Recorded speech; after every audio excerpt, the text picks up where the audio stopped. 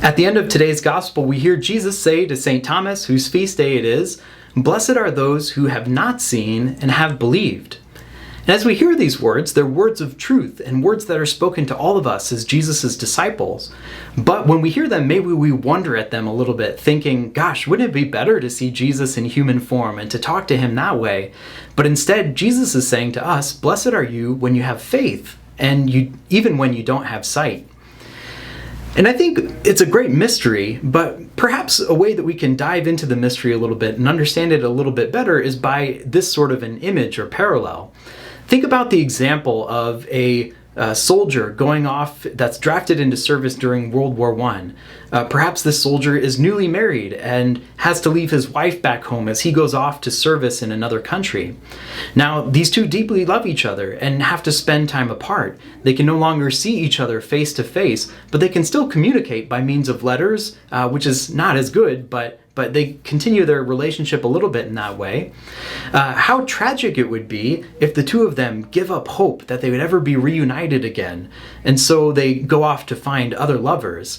But how good it would be if they continue in hope and trust that one day they'll be together again. And if they do that, their love will continue to grow for each other.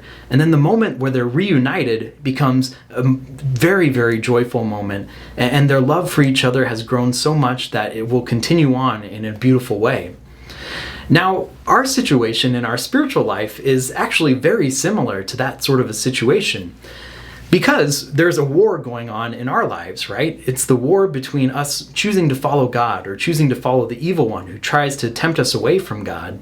And because sin has entered into the world through the first sin of Adam and Eve, which we inherit through original sin, and because of our own personal sin in our lives, there's separation between us and God.